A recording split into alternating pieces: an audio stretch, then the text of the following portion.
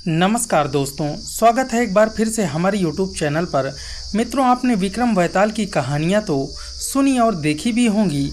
विक्रम बेताल सबसे पहला धारावाहिक रामानंद सागर ने बनाया था, जो हर रविवार दूरदर्शन पर दिखाया जाता था। इसका पहला एपिसोड 1985 में प्रसारित किया गया था और लोगों ने इसे बेहद ही पसंद किया और आज भी इसका जलवा YouTube पर कायम है। दरअसल ये धारावाहिक 2500 साल पहले लिखे काव्य बेताल पर आधारित था। इस काव्य को महाकवि सोमभट्ट ने लिखा था। अगर आपने इस धारावाहिक को ध्यान से देखा होगा तो इसे 28 एपिसोडों में प्रसारित किया गया था। रामानंद सागर जी ने कड़ी मेहनत से विक्रम बेताल के उदारों का सही चित्रण किया, पर हैरानी की बात तो ये रही कि रामानंद सागर जी ने विक्रम बेताल के सीरियल का कभी अंत नहीं दिखाया।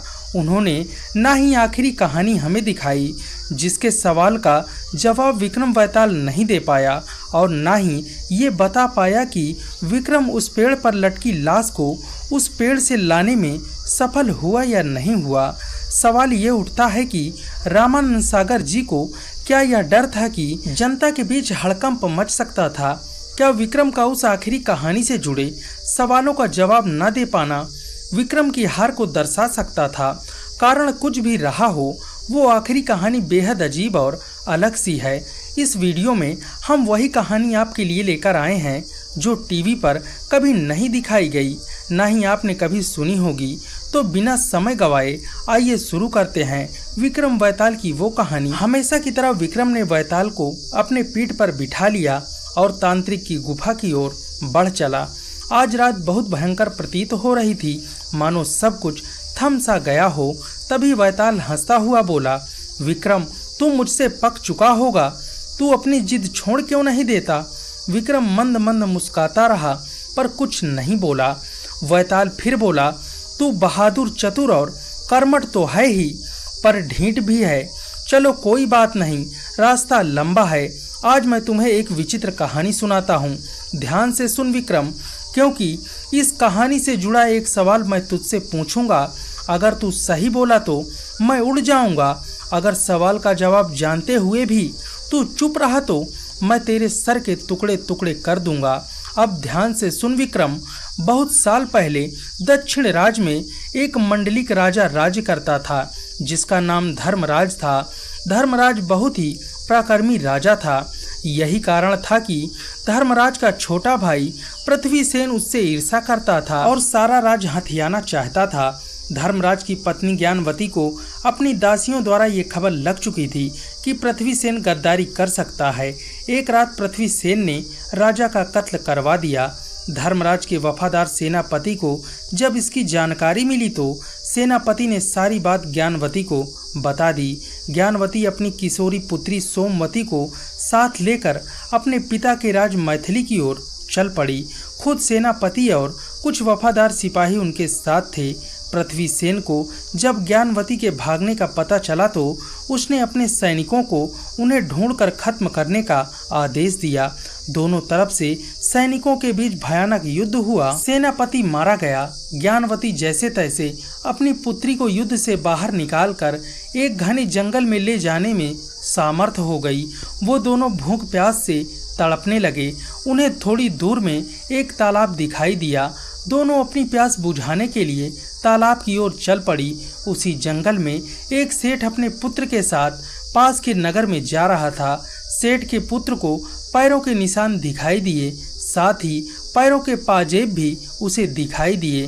श्याम सिंह बोला, पिताजी, लगता है कोई दो दुखियारी स्त्रियां इस जंगल में भटक रही हैं और कष्ट में हैं। पिताजी, मुझे इन्हें सहारा देना चाहिए। जिस स्त्री के पैरों के निशान छोटे हैं वह युवा होगी, मैं उसके साथ विवाह कर लूँगा। आप बड़े पैरों वाली स्त्री के साथ विवाह कर लेना, उम्र में वह जरूर बड़ी होगी। श्याम सिंह के पिता सहमत हो जाते हैं। पैरों के निशान का पीछा करते हुए पिता पुत्र उन दोनों स्त्रियों तक पहुंच जाते हैं, पर श्याम सिंह का अंदाजा उल्टा निकल जाता है। ज्ञानवती के पैर छोटे होते हैं और उसकी बेटी के पैर बड़े होते हैं, इसलिए श्याम सिंह को ज्ञानवती से शादी करनी पड़ती है और श्याम सिंह के पिता को ज्ञानवती की पुत्री सोमवती से शादी करनी पड़ती है। सोमवती को श्याम सिंह के पिता से 2 पुत्र होते हैं। ज्ञानवती को श्याम सिंह से 3 पुत्र होते हैं। दोनों माँ बेटी अब खुशी से आगे का जीवन व्यतीत करते हैं। बैताल अब हंसते हुए कहता है, कहानी कैसी लगी विक्रम? अरे मैं ही गधा हूँ, मैंने तो तुझे ना बोलने की कसम दी है। कोई बात नहीं, अब तू मेरे सवाल का उत्तर दे। बता विक्रम, ज्ञानवती के पुत्र और सोमवती के पुत्रों में क्या रिश्ता है? माँ बेटी के पुत्र आपस में क्या लगेंगे? परंतु विक्रम चुप रहा, बस वो चलता जा रहा था। बैताल को पता था कि विक्रम को इस सवाल का जवाब पता है। बैताल को पता था कि विक्रम चुप क्यों है। शास्त्रों के अनुसार अगर कोई व्यक्ति अपनी माँ की माँ से विवाह करे तो वह एक महापाप के समान है। यहाँ भी श्याम सिंह की माँ सोमवती भले ही उम्र में छोटी क्यों ना हो, और सोमवती की माँ ज्ञानवती थी जो श्याम सिंह की पत्नी थी। ये महापाप से युक्त रिश्ते बखान करने से अच्छा विक्रम ने अपना सिर टुकड़े टुकड़े करवाना ही ठीक समझा। परंतु बैताल सारी बात भांप चुका था।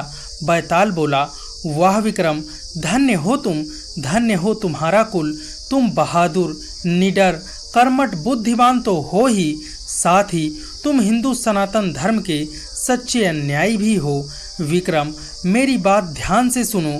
जिस तांत्रिक के पास तू इस लाश को लेकर जा रहा है, वो इस लाश को अपनी तांत्रिक क्रिया में प्रयोग करेगा, पर इससे पहले वो तेरी बलि भी देगा। वो तुझसे अपने इष्ट देव को नमस्कार करने को कहेगा। तू जैसे ही झुकेगा, तेरा सर धड़ से अलग कर देगा। तेरी बलि देकर उस लाश से अपनी तांत्रिक क्रिया पूरी कर लेगा और पूरे विश्व का सम्राट बन जाएगा। तुम्हें किसी भी तरह ये योजना विफल करनी होगी। अब मैं इस लाश को छोड़कर जा रहा हूँ। तुम मेरी बात ध्यान रखना। विक्रम लाश को कंधे में उठाए हुए आखिरकार उस तांत्रिक के पास पहुँच गया। तांत्रिक की खुशी का ठिकाना ना था। वाह विक्रम वाह, मुझे पता था तुम इस कार्य में सफल होगे। मेरे इष्ट भी तुमसे बहुत ही प्रसन्न हैं। आओ इन्हें प्रणाम करो। विक्रम को बैताल की बात याद थी। विक्रम बोला, हे बाबा, ये आपके इष्ट हैं। पहले आप इन्हें प्रणाम करने की सही मुद्रा मुझे बताइए, फिर मैं सही से इन्हें प्रणाम कर पाऊंगा। तांत्रिक मान गया। जैसे उस तांत्रिक ने प्रणाम के लिए सर को झुकाया, विक्रम ने बिजली की गति से मयान से तलवार निकालकर तांत्रिक का सर धड़ से अलग कर दिया। उसका सर इष्ट के चरणों में जा गिरा। तभी इष्ट देव प्रसन्न होकर प्रकट हो गए और बोले, हे विक्रम, आज से तुम पूरे विश्व के सम्राट हो। तुम में ही सम्राट बनने के सारे गुण हैं। विक्रम ने हाथ जोड़कर इष्ट से कहा, हे देव, मैं चाहता हूँ कि बैताल द्वारा बताई गई सारी कहानियाँ अमर हो जाएं, जिसे सुनकर मानव सीख सके और जन कल्याण हो सके। इष्ट देव तथास्तु बोलकर अंतर ध्यान हो गए। कहा जाता है कि उस दिन से विक्रमादित्य विश्व के सम्राट बन गए और सनातन धर्म को स्थापित किया। तो दोस्तों, ये थी विक्रम बैताल की आखिरी कहानी। मैं आशा करता हूँ कि आपको यह वीडियो ज़रूर पसंद आया होगा। वीडियो पसंद आया हो तो वीडियो को प्लीज़ एक लाइक ज़रूर कीजिएगा। अगर आप चैनल पे नए हो तो चैनल को ज़रूर सब्सक्राइब कर लीजिएगा। मिलते हैं अगले वीडियो में। आपका दिल से धन्यवाद।